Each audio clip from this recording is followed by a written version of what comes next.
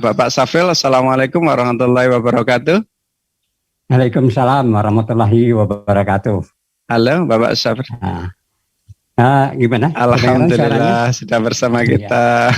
Iya, Iya, alhamdulillah kedengaran jelas Bapak Safril, luar biasa. Ya, sore ini bagaimana yang telah kita bicarakan baik dengan Bu Neti. Alhamdulillah hujan ya. Di sini masih mendung, Pak. Kalau saya ini lagi di Gresik, Kota Budak, di Jawa Timur.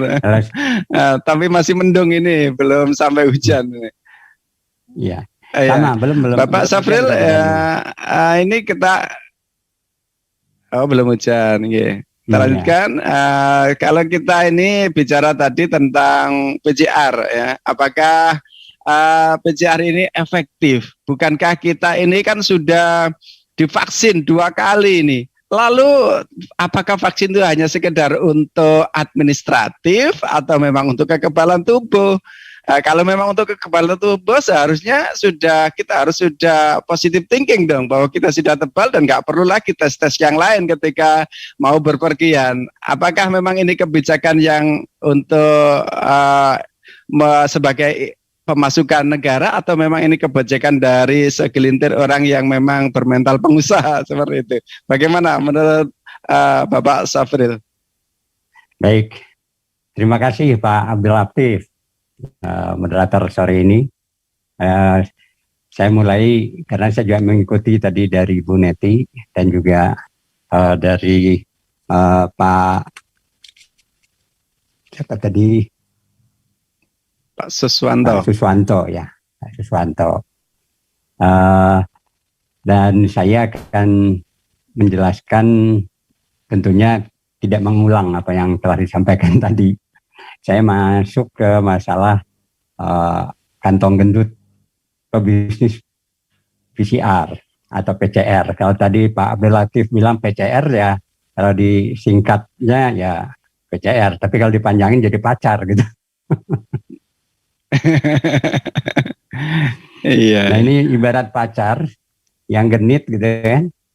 Jadi bagi yang senang ya seperti pebisnis ya dia senang nih pacarnya.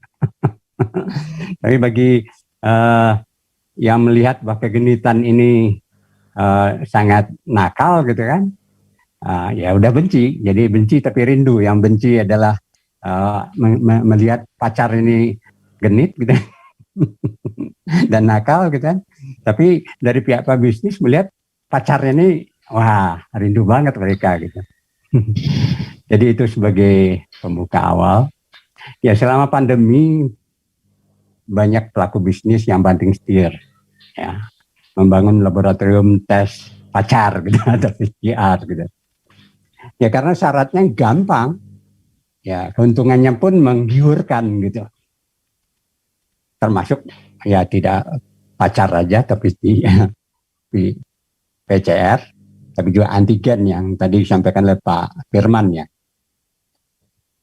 Ya sesuai dengan SK Menkes gitu, kalau nggak salah itu nomor HK 01.07 Menkes gitu kan, 4642.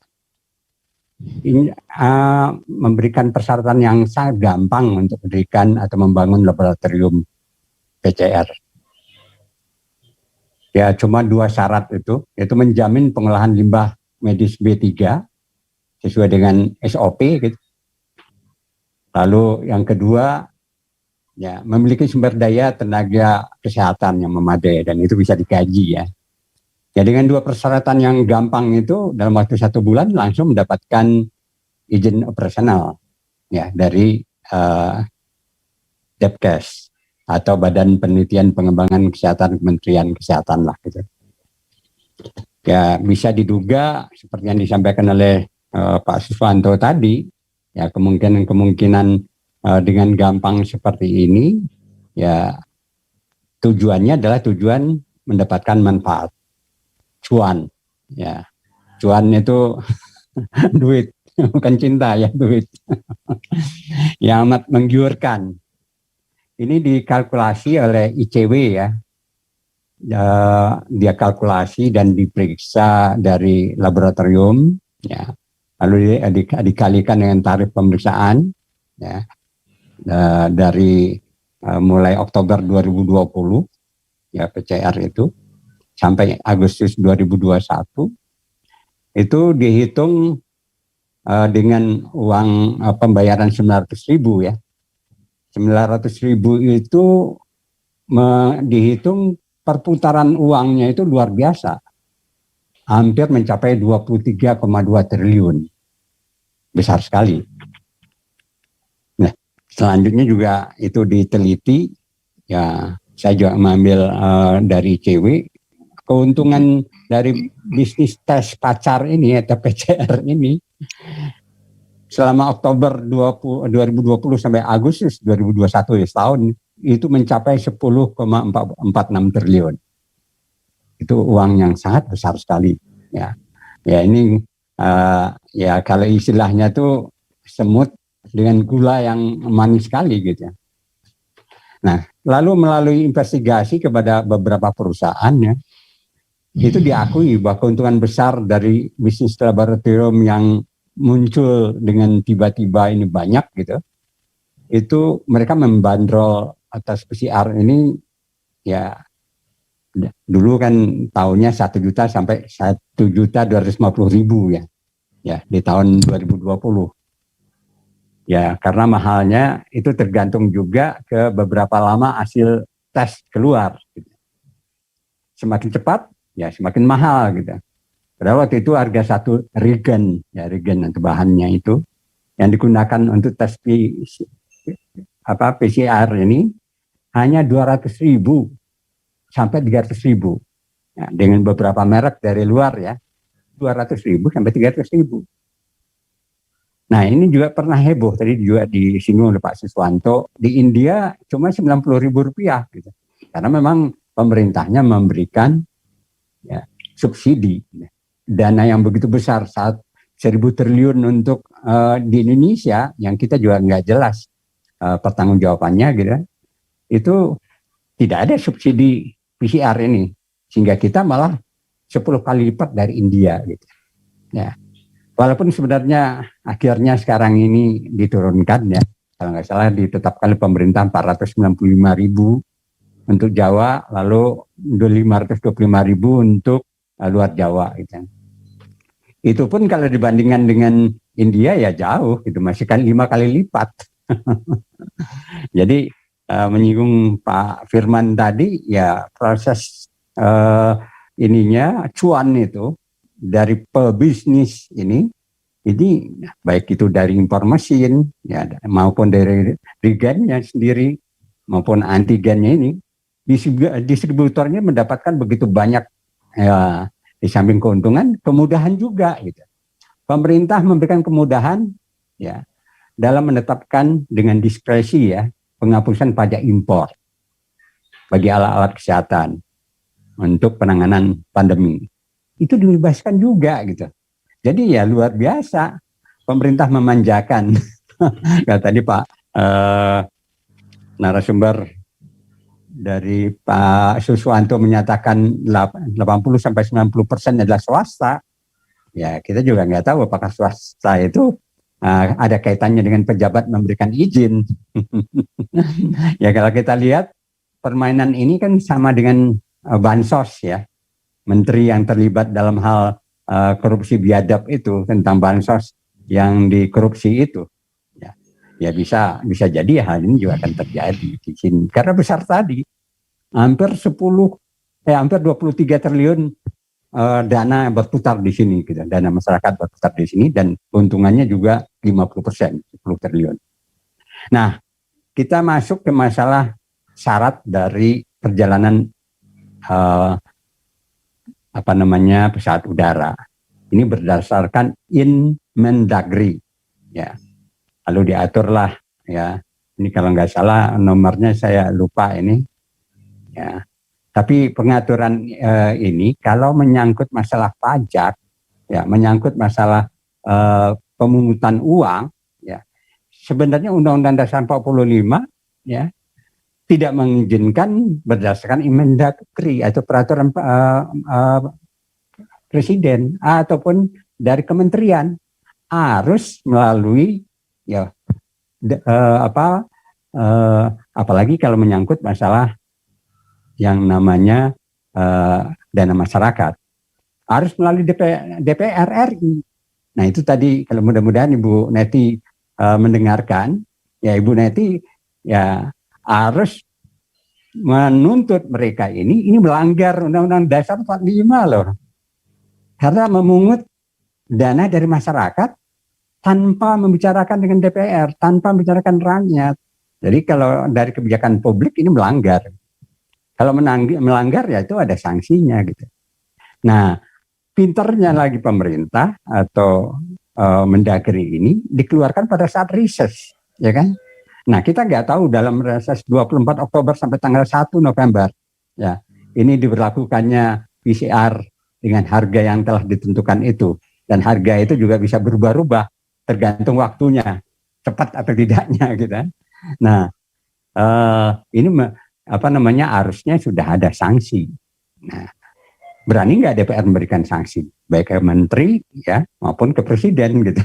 Karena pelanggaran itu udah banyak kalau menurut saya sih, termasuk penentuan ya di luar ini ya, di luar masalah ini ya, sebagai contoh saja, termasuk penentuan APBN diambil untuk kereta cepat, itu tidak bisa dengan peraturan pemerintah. Kecuali kalau nomor 220 yang ada diskresi tentang anggaran COVID, bisa oleh pemerintah tanpa lewat DPR.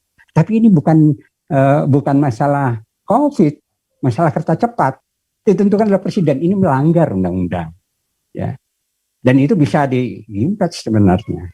Kenapa? Karena harus diputuskan di dalam DPR masalah anggaran APBN itu. Tidak main-main, nggak bisa sendiri-sendiri gitu. Ya. Nah, saya teruskan ya. Masyarakat mempertanyakan mengapa dalam kondisi pandemi ya COVID ini di Indonesia ini semakin membaik, tapi justru perjalanan semakin ketat gitu. Tesnya misalnya, tes perjalanan semakin ketat.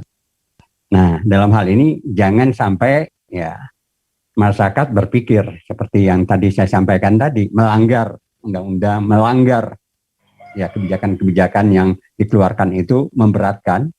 Ya justru pemerintah dalam hal ini memberikan keuntungan kepada pihak-pihak tertentu, ya. Dan pihak-pihak tertentu itu ya jelas pebisnis. Yang saya udah uraikan tadi di depan, begitu besar keuntungan yang diterima. Gitu. Memang kita perlu hati-hati terhadap munculnya mutasi COVID-19.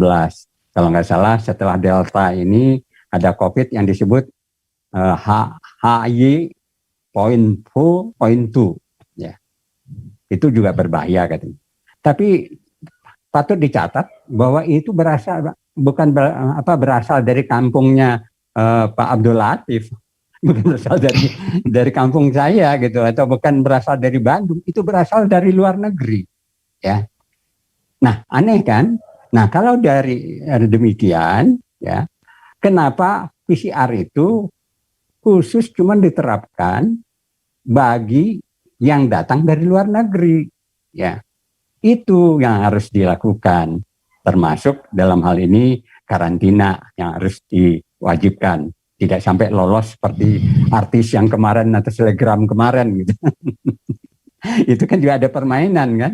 Nah, memang pakar epidemiologi menyarankan pemerintah harus lebih berhati-hati supaya tidak menimbulkan lonjakan ya pada gelombang ketiga. Ya kita bisa saja PCR-nya ditiadakan untuk yang di dalam negeri karena nggak berasal dari dalam negeri kok itu, ya kan? Berasalnya dari luar. Tapi di pesawat itu tetap dilakukan prokes yang ketat. Kalau perlu tidak 2 lapis, 3 lapis ya, masker gitu ya. Ya di samping yang namanya vaksin udah 2-3 udah kedua gitu kan. Buat apa lagi? Nah, termasuk dia dari moda angkutan darat dan angkutan laut gitu. Ya sekali lagi saya menyatakan bahwa COVID ini datangnya dari luar negeri dan kesalahan kita adalah pada saat awal COVID-19 ini masuk Indonesia, dijadikan main-main oleh pemerintah gitu, dijadikan candaan sehingga itu menyebar ke seluruh provinsi. Nah sekarang katakanlah yang 19 delta ini sudah bisa dijinakkan. Yang dikhawatirkan adalah yang ketiga, ya. Ahli epidemiologi menyatakan bahwa ini yang berbahaya itu adalah mutasi yang delta ini. Ya. Nah, oke, kita tutup itu yang dari luar, ya kita ketatkan yang dari luar. Dalam negeri tidak perlu lagi karena udah melandai. Ya, saya teruskan. Untuk itu, ya saya memang sangat mendesak bahwa pemerintah itu harus mengkaji ulang, ya aturan itu, dan juga DPR juga harus meminta sanksi. Kenapa Inmendagri dan juga yang seharusnya tujuannya adalah kepada bupati, gubernur gitu kan, Mendagri lah masuk ke ranah perhubungan, ya kan? Perhubungan, Menteri Perhubungan, dan Menteri Perhubungan malah mengeluarkan surat edaran sesuai dengan Mendagri. Ini udah rancu dalam hal kebijakan publik gitu. Di samping dalam hal menentukan pemungutan uang dari masyarakat ini dengan pembayaran ini harus melalui undang-undang. Tidak bisa dengan instruksi ataupun surat edaran. Ini melanggar dan harus diberikan sanksi dua menteri itu. Mudah-mudahan Ibu Neti masih mendengarkan, ya. Dan DPR ya masih memang Pak, masih ada. Masih ya mudah-mudahan Ibu ya, walaupun saya tahu bahwa Alhamdulillah Ibu Neti masih mendengarkan.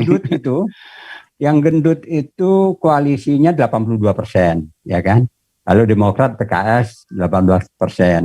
Ya saya memaklumi posisi dari yang karena gendut ini mudah-mudahan hatinya kepanggil lah gitu kan. Ini rakyatnya cuma digunakan cuma untuk pemungutan suara, lalu setelah itu mereka diam terhadap kekuasaan, ya kan? Itu juga luar biasa gitu. Ya kalau perlu mosi tidak percaya kepada DPR yang 82% itu. Ya, lalu saya teruskan mengenai masalah harga eceran tertinggi yang tadi juga disinggung oleh Bu Neti, ya. Ya. Ini juga sebenarnya banyak diakali oleh penyedia di lapangan yang naik berkali lipat. Di lapangan ya prosedurnya itu tadi disebutkan pacar ekspres gitu. PCR ekspres. Harganya bisa 3 kali lah. Ya bahkan ini tidak bisa diawasi oleh pemerintah. Ya, pemerintah menurut saya mendiamkan. Jadi publik harus menilai aturan tersebut sebagai kebijakan yang sangat, ya maksud saya bukan publik menilai gitu, bukan akan menilai, tapi menilai bahwa kebijakan ini sangat diskriminatif, ya, dan memberatkan dan menyulitkan masyarakat. Ya. Jadi itu barangkali yang bisa saya sampaikan pada awal pembukaan ini. Nanti saya sampaikan juga dalam hal diskusi. Baik, terima kasih Pak Abdul Latif. Terima kasih Bapak Safril, luar biasa penjelasannya. Sebelum yang lain, satu lagi pertanyaan untuk Bapak Safril ya. Kalau tadi sangat memberatkan ya, kebijakan tes PCR ini sangat memberatkan sekali ya. Lebih-lebih perusahaan bagi konsumen ya, yang akan melakukan perjalanan udara seperti itu. Ya, terus apa yang harus dilakukan oleh masyarakat ini? Padahal kita sudah divaksin ini sampai 2 kali. Apakah hanya sekedar tidak ada nilainya itu vaksin, atau bahkan sekarang ada kartu vaksin, apakah sudah tidak bernilai ketika kita mau melakukan perjalanan udara? Lah untuk apa kita bersakit-sakit ditusuk 2 kali? Bagaimana menurut Pak Safril? Bagaimana yang harus dilakukan umat ini, rakyat ini dengan kebijakan yang zalim ini? Ya, ini kan membuktikan adanya permainan antara pengusaha dengan penguasa.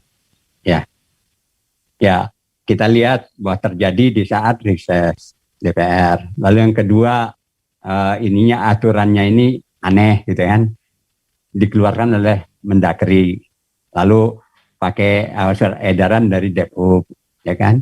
Lalu ketiga, ini memberatkan masyarakat tapi menguntungkan buat pebisnis gitu, ya.